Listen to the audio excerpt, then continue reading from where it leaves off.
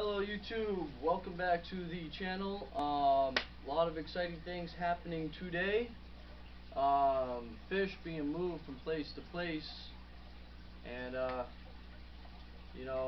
gonna get right into it. We got, I don't even know how many fish are being transferred today, but to start out, I am rehoming so I had two electric blue acaras in this tank, and I am rehoming one of them. I'm starting this new thing where I only want one of every species. So basically last week I moved one of the rainbow cichlids in here, moved that one to here, the 55-gallon tank on this other wall. So I only have one rainbow cichlid in here. That one's in there with all the other fish and all the tropical fish, but rainbow cichlid's a very peaceful species, so not worried about that. So I got one rainbow cichlid, and soon to be only one electric blue acara. The second one is moving to a new home, completely new home, not even just a new tank, and I am trading it with a friend for a rock kribensis, not to be confused with the common rainbow kribensis, which is right here. Rainbow kribensis is they're both African cichlids. The rock kribensis is actually pretty damn endangered in the wild. They are from Lake Victoria, one of the infamous African rift lakes. But pretty cool species. Done all my research on them, and this tank is set up pretty perfectly. We got the rock work on the right side of the tank, all these different driftwoods and stuff. So the rock kribensis will be coming in here, and I'm not too worried about it getting along with other fish, because it's not one of the infamous, like, extremely aggressive African rift lake cichlids. It's a more docile, but not timid, not like a keyhole cichlid level. It's more along the lines of the other fish I have in here. Definitely can hold its own. Similar probably to the kribensis itself. It picks a territory. Will show aggression to someone coming in there, but won't do anything extra above that. And keeping a cichlid community tank, that is expected. That is impossible to avoid. And with the type of fish I have in here, it is quite alright to have small, brief territorial disputes of, like, hey, this is my spot, you have your spot, go find it. It's very brief, harmless in the long run to the fish. And so yeah, that's what I expect from the rock kribensis. Not a super boisterous species, not gonna be killing anything for sure. And they only get to about 4 to 5 inches. And so yeah, that'll be coming in here. The car will be going to friend's tank in exchange for that. Other fish we got moving around, and I will be actually making this all one big video of all the different fish moving around. We got coming in here as well today will finally be my electric blue Jack Dempsey. I'm very happy to finally be able to do this. He's gotten a good size, beautiful coloring, excellent behavior during feeding time. Definitely holding his own in that tank full of schooling fish, very aggressive feeders, and he's getting his fair share. Very happy that I'm able to, he's gotten to it like a decent size, so I'm confident moving him in here. As always, we'll be monitoring like a hawk, like very diligently, making sure no one's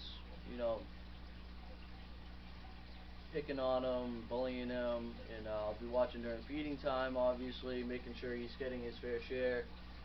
He's comfortable in his new tank. So yeah, I'll be moving the electric blue Jack Dempsey to here, along with my black ghost knifefish. Now, to anyone who's watched my previous videos, you know those two fish are my prized possessions at the moment. Um, right now, the black ghost knifefish has a slight edge because of a failed attempt in the past to introduce it to the cichlid tank. Found it dead the next day. It was doing well for hours and hours. I was watching, and I found it dead the next day. Um, and I'm not sure. It was a lot smaller than the one I have now. Very beautiful black ghost in my 55 growing out. You've seen it on video. But I'm pretty confident this one's a very good size. You know, I have fish in here that are, you know, on the oddball category that are a similar size. We got the fire eel, we have the bashirs, the ropefish, and so I'm not too worried about the size. And I will be introducing it very carefully. Um, but so that won't be introduced during the day. That will be introduced tonight because I want to introduce it specifically when the lights are off. So I want to talk just very briefly about like method to introducing the black ghost because you know it's a very specific fish with very specific um, needs and you know, vulnerabilities, and so it is a nocturnal fish. They are most comfortable at night. Most of these fish are, you know, active most during the day. Some are nocturnal, but none really I have to worry about. But basically, I want to introduce it at night so that it can be comfortable in its tank and, you know, explore while other fish aren't really paying attention as much. They're not as observant and won't consider it a food item. That's obviously the #1 priority. Um, but you know, this black ghost, good size, probably like 7-8 inches, filling out nicely, feeding, um, you know, very well. And I've seen firsthand it hold its own against other fish, kind of competing for the same food. Definitely not a passive fish, despite where they lack in physical attributes um, like defense mechanisms. You know, they are not blind, but they have pretty poor eyesight. Again, they use the electric. They have an electric organ in their body. They use that as sort of like a sonar type thing. They send out electric fields from their electrical organ. They send out electrical fields, kind of, you know, to keep it simple, you could think of it sort of like um, a dolphin or a bat. They use it to, you know, find food, see what's around them. Um, so yeah, black ghosts, despite their poor eyesight, but can still hold their own. You know, they aren't a passive species, aren't one to just like roll over.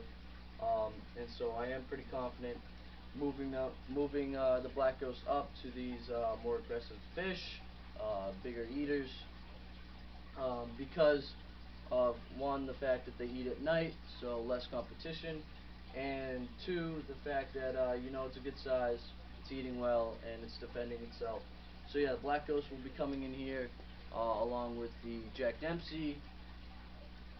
The rock kribensis won't be an immediate addition. That will be going through quarantine in my 10-gallon tank that I've shown you on previous videos. It has